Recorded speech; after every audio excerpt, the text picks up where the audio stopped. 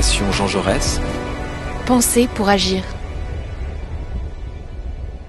Bien, bonjour à toutes et à tous. Nous accueillons aujourd'hui un monsieur qui est brésilien, Rubens Kassala, qui a la particularité d'être à la fois magistrat et aussi un essayiste qui a beaucoup écrit sur les problèmes de la démocratie au Brésil. Évidemment, tout le monde pense à Bolsonaro, donc il a effectivement écrit un livre sur le mythe et le symptôme Bolsonaro, mais aussi des ouvrages extrêmement intéressants sur les sociétés sans loi, l'État post-démocratique.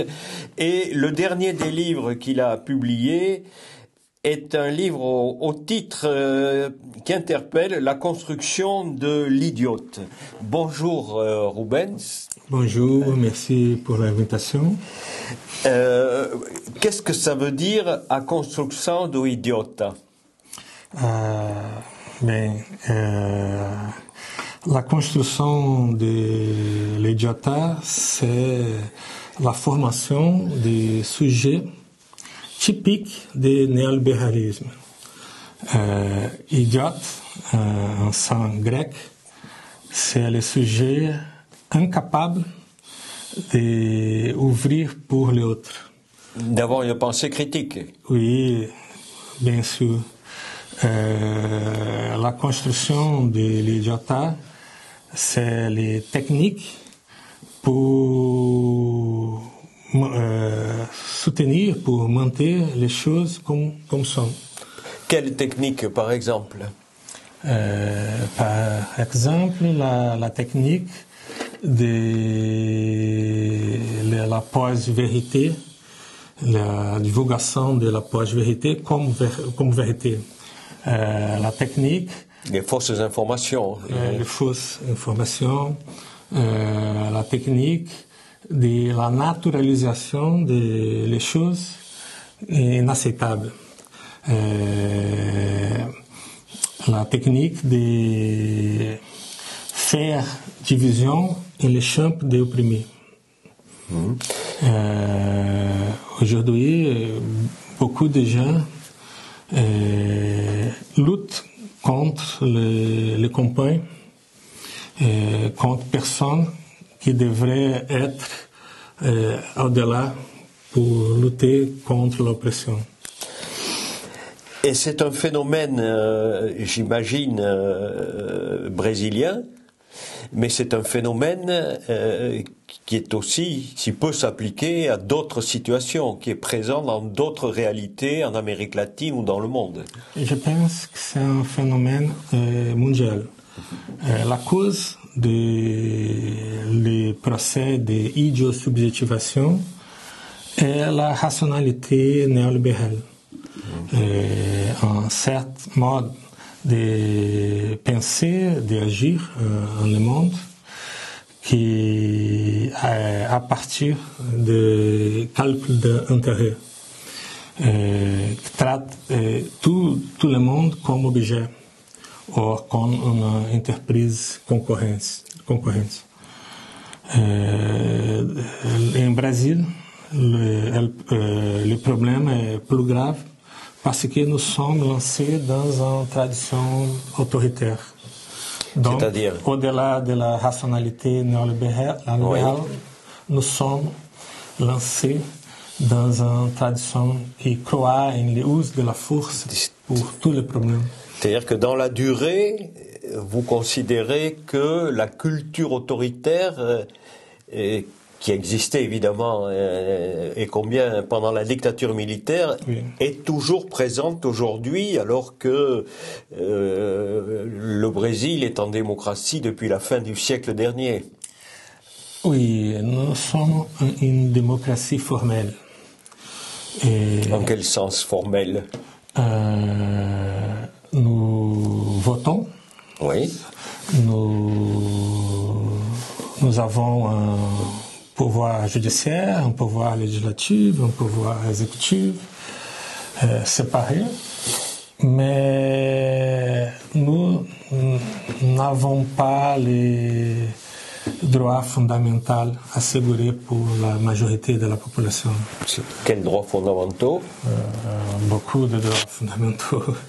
Les droits fondamentaux sont sélectifs au Brésil. Pour les gens qui vivent dans les favelas, oui. Beaucoup de droits ne sont pas assurés. Oui. Donc, je peux dire qu'en Brésil, nous sommes dans une démocratie de basse intensité. D'accord. Et l'autoritarisme, à quoi est dû, alors que le Brésil a une nouvelle constitution depuis 1988 qui garantit, quand on lit la constitution, elle est parfaite. Oui. Elle est parfaite. Alors qu'est-ce qui s'est passé? Qu'est-ce qu'il a manqué au Brésil pour que cette démocratie sorte du papier de la constitution et s'applique dans les faits, concrètement? Nous pouvons penser à la différence ontologique parmi les textes de la Constitution et les normes que les intérprètes produisent. Comme les intérprètes au Brésil sont autoritaires, la norme produite est une norme autoritaire. Donc, au Brésil, aujourd'hui, nous avons la tradition autoritaire qui conditionne l'application des droits, l'application de la Constitution. Et nous avons aussi la hégémonie de la rationalité néolibérale. Et cette hégémonie, elle se manifeste comment? Comme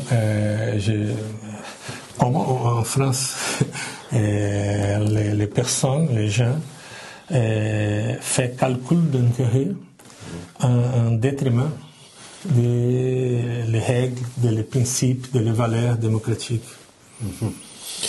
Est-ce qu'il n'y a pas, est-ce qu'on peut dire que, à la différence de ce qui s'est passé dans les pays voisins, en Argentine, en Uruguay, même au Chili, il n'y a pas eu une action de l'État pour faire une critique générale du passé à l'intention de tous les citoyens et de transmettre par l'école les nouvelles valeurs?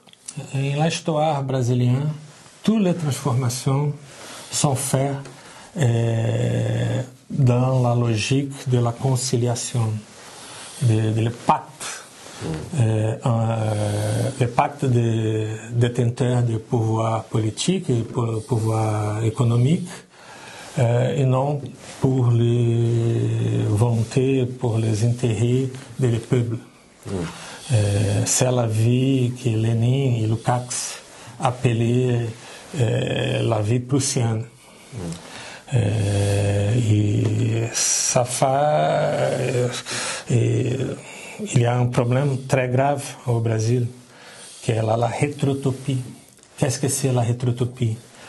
C'est le désir de retourner à un passé. La nostalgie du passé. La nostalgie d'un passé, mais d'un passé qui n'existe, qui jamais existé. Et la nostalgie de quoi? Oui, parfait.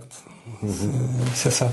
Et comment on voit au Brésil, si on voit nostalgie du passé, ça veut dire aussi, ou peut-être nostalgie de la dictature militaire. Oui, beaucoup de gens croient que la dictature militaire et empresariale, les gens ont été tranquillité, il n'y a pas d'épisodes de corruption, de violence. Quand tout le monde étudie les périls de la dictature brésilienne, instaurée en 1964, tout le monde dit qu'il y a beaucoup de violence, beaucoup de corruption. Beaucoup de gens ont été riches en raison de la corruption de la dictature brésilienne. Donc, c'est une illusion, mais une illusion très commune pour les gens brésiliens. Alors, nostalgie donc, de la dictature militaire, ça veut dire nostalgie de l'autoritarisme militaire. Ça veut dire indirectement aussi que l'institution militaire n'a pas bougé. Oui. Il y a un peur de la liberté. Très facilement percebi. La gens aime qu'une autre personne, l'autorité, dite les rumos de sa vie. Aujourd'hui, beaucoup de gens aimeraient que ses fils étudient dans les écoles militaires. Mais ces gens ne savent pas como se diz, o que acontece realmente. Ce qui arrive, oui. Que se arrive dans les instituições militaires. C'est un problème, c'est un très grand problème pour nous qui voulons vivre en démocratie. Et on a beaucoup parlé à l'époque de Bolsonaro du nouveau rôle qui était attribué à des collèges militaires pour la formation. Est-ce que vous pouvez nous dire exactement ce que c'était ces collèges militaires et à quels jeunes ils s'adressaient et qu'est-ce que voulait Bolsonaro en tant que président à travers ces collèges militaires? Les collèges militaires sont une propagande de Bolsonaro, une propagande de ordre, de respecte les valeurs traditionnelles de la famille brésilienne. Mais en réalité, sont collèges où les étudiants apprennent à ne pas penser, à ne penser pas. Sont la crença na força em detrimento do pensamento. D'accord. Et ces collèges existent toujours? Ils existent toujours et beaucoup de gens a le désir que ces enfants, ces enfants étudient sont dans les collèges militaires. Mais il y a un président de gauche actuellement au Brésil. Il a déjà été au pouvoir de 2003 à 2010. Ensuite, il y a eu une autre présidente de gauche jusqu'en 2016. Comment expliquer que la situation reste telle que vous la décrivez, une situation qui est finalement contrôlée par les pouvoirs traditionnels? Il y a un président de gauche, mais un gouvernement qui n'est pas de gauche. C'est-à-dire? Il y a un gouvernement de conciliation où les forces conservateurs, où les forces de droit minimum rationnelles sont présentes. Lula n'est pas faire tout ce qu'il voulait faire. Il ne peut pas. Il ne peut pas. Aujourd'hui, la tension politique est très grande au Brésil. Ah bon? Petites choses que Lula a fait sont critiquées énormément. La polarisation est une réalité au Brésil. Une polarisation entre qui et qui? Entre le centre gauche et l'extrême droite. La droite traditionnelle a disparu au Brésil. Les gens qui ont été de droite ou sont au-delà de Lula ou sont au-delà de l'extrême droite. Donc la situation est très compliquée pour expliquer, par exemple, comment un président de gauche não consegue. Il obtient. Il obtient ce qu'il voulait faire. Ce qu'il veut faire, oui. Mais extrême droite, extrême gauche, la droite traditionnelle a disparu. Mais si on regarde un peu la composition du Parlement, il y a la gauche qui est minoritaire. Très minoritaire. Bolsonarisme est minoritaire, mais alors au milieu, comment définir ce milieu? On appelle les centres, mais les centres en réalité, en fait, c'est pas la droite traditionnelle. Sont la droite non idéologique, sont la droite d'opportunisme. D'opportunisme, exactement. Qui sont les acteurs politiques plus importants au Brésil aujourd'hui. Oui. Et eux, ils contrôlent le Parlement. Contrôlent le Parlement. D'accord. Le président du Parlement est du centre de la droite opportuniste. Et alors, que peut faire la gauche pour les prochaines élections, ou même au-delà, simplement les démocrates, pour remettre le Brésil sur les rails de sa constitution? Qu'est-ce qui va se passer? Qu'est-ce qui peut se passer? Comment se préparent les uns et les autres aux prochaines élections? Je pense qu'il faut une union de les forces démocratiques. Aujourd'hui, la gauche ne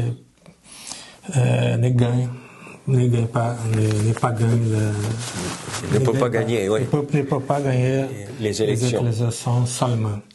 Donc, est nécessaire les alliés.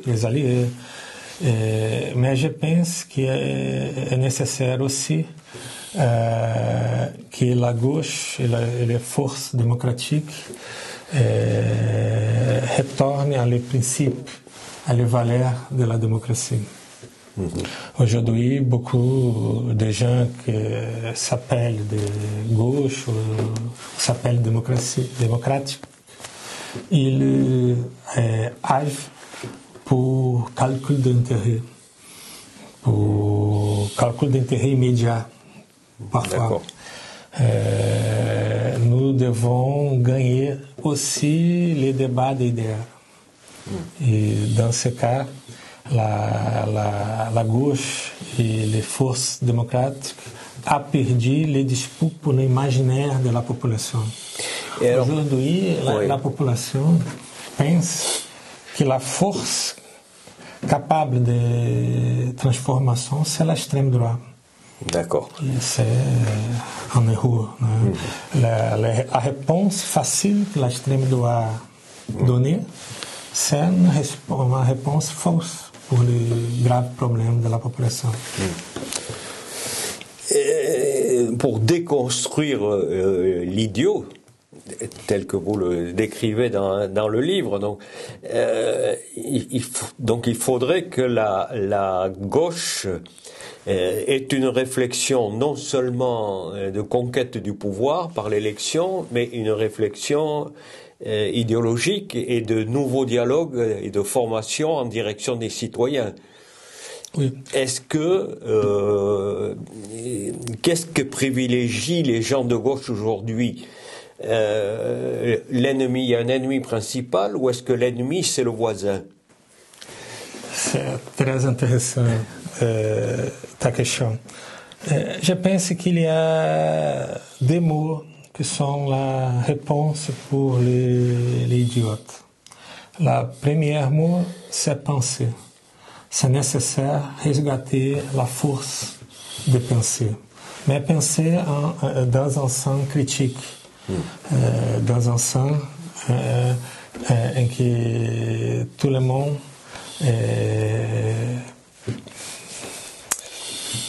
peut formuler un diagnostic précis de la réalité et directionner ce diagnostic dans un sens émancipateur.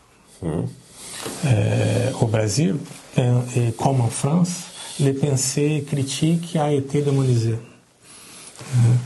Et l'autre verbe, c'est peut-être pareil pièges, mais c'est vrai, c'est le verbe amour, amer. Nous devons amour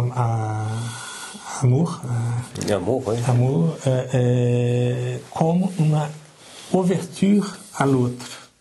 Une ouverture à l'autre de le pensament, à l'autre de la diversité, parce que les techniques d'idiosubjectivation font le fechement. L'enfermement. Sur soi. Oui, pour monter les choses comme ce sont. Donc les défis existent. Le défi. Les défis très compliqués, mais je pense que nous pouvons agir différemment, autrement. Et est-ce que ça veut dire que actuellement il y a... Pardon pour mon non, il n'y a pas de problème. Mon français, je sais, est un acte de torture auditive. Mais... Non, on comprend bien. Et est-ce que ça veut dire qu'au jour d'aujourd'hui, il y a beaucoup plus de querelles internes aux différents groupes, aux associations, partis, syndicats, mouvements revendicatifs, des querelles de celui qui est plus ou celui qui est moins, que de recherche d'une plateforme commune, de convergence. Est-ce que c'est ça que vous voulez dire? C'est ça. Il y a un discours idéologique qui ma oppression est pire que ta oppression. Donc les opprimés sont en guerre, sont en dispute, oui. Mais une dispute entre opprimés, parmi opprimés, et non contre l'oppresseur principal. Oui. Et comment comprendre cette dialectique de se quereller entre voisins, entre proches, plutôt que d'essayer de se converger contre l'oppresseur ou la pensée de l'oppresseur? Est-ce qu'il y a un déficit de la part du principal parti de gauche, le PT, du président? Est-ce que c'est dû aux moyens de communication de masse, aux médias qui utilisent cet élément-là pour diviser, pour gouverner, pour régner? Quelle est l'explication? Il y en a plusieurs peut-être. Il y a beaucoup de facteurs dans ce cas. Mais je pense que la technique d'idiosubjectivation fait une espèce de formatation des sujets. Le sujet devient incapable de penser collectivement. Le commun a été démonisé pour ces techniques. Alors, les omissions des acteurs politiques importants, c'est un problème. La mass media, les médias. Oui. Les médias sont terribles dans ce cas. Oui. Le pouvoir économique ne veut pas que les gens s'agitent collectivement. Donc, pour changer ce cadre, il faut changer la rationalité hégémonique. Nous devons resgater, par exemple, l'importance des communs. Nous devons resgater, par exemple, l'existence d'une sphère de l'inégociable. Il y a beaucoup de choses à faire, mais dans ce livre, j'ai étudié les cas des méthodes de formation de l'idiot, mais aussi les hypothèses de solutions pour ces situations. Pour rompre con la hégémonie de l'idiota.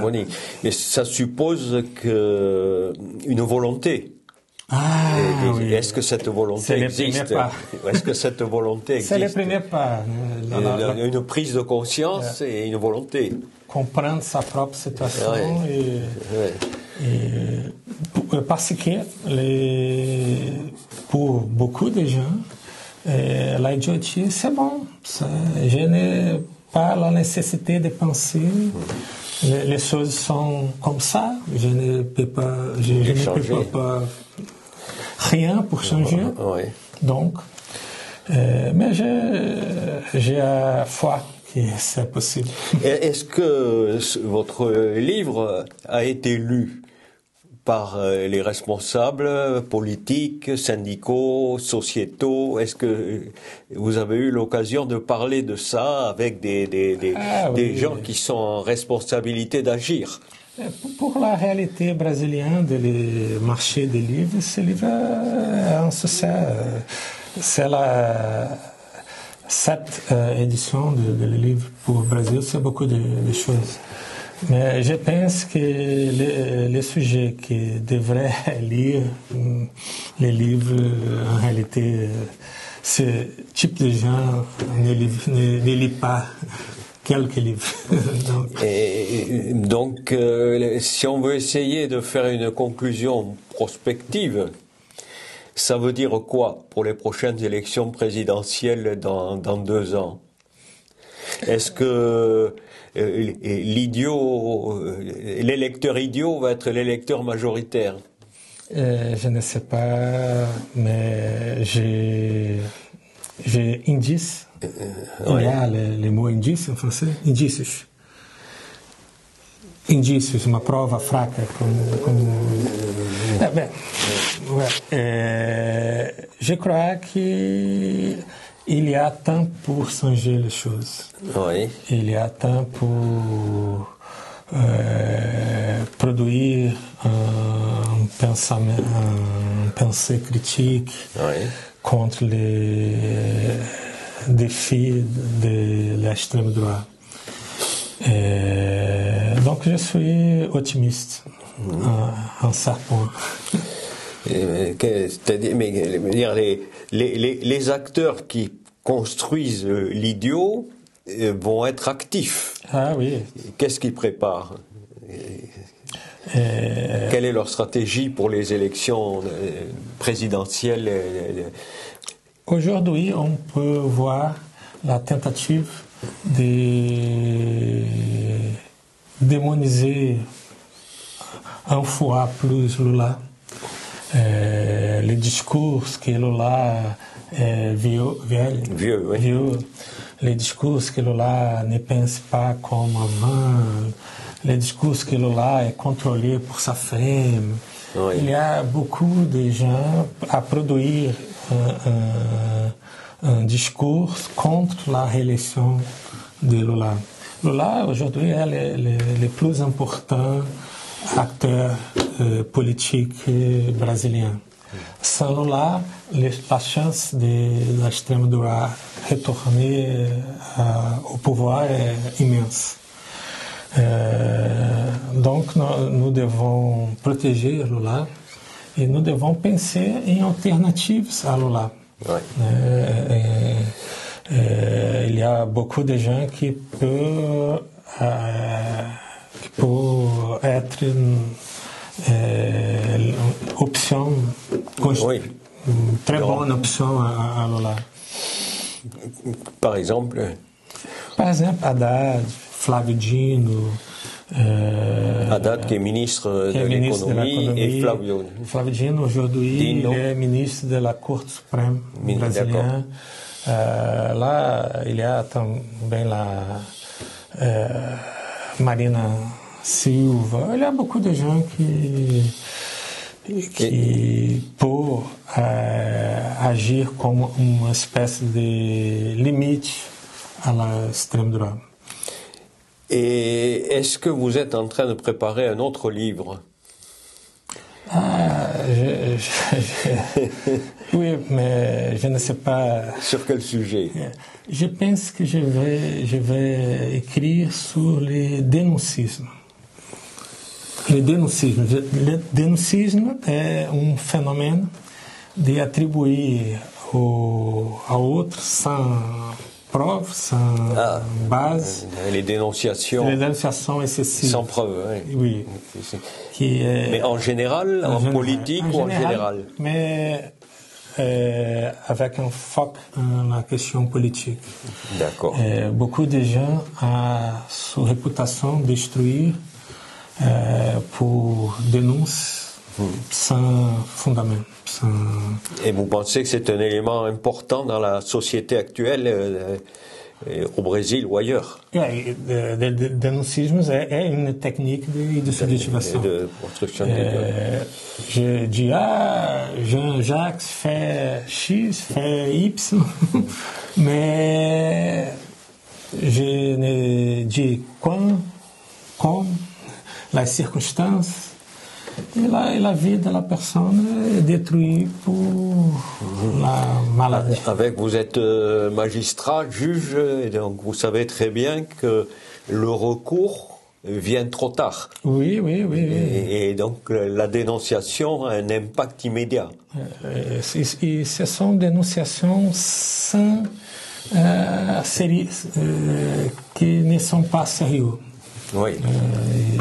C'est très compliqué. Mais je pense écrire ce livre. Je ne sais pas. Bon, j'espère que votre livre sera traduit en français parce qu'il intéresse des lecteurs brésiliens sans doute, mais aussi des lecteurs d'autres pays, en particulier la France. Donc il nous reste à remercier Rubens Cassara pour son livre La construction de l'idiot, et prendre date avec lui pour présenter son prochain livre sur les dénonciations gratuites. Merci. Merci pour l'invitation. Une fois plus. Merci. Désolé pour moi. Non, il n'y a pas de problème. On a compris le sens de l'ouvrage. C'est bon. Merci. Merci.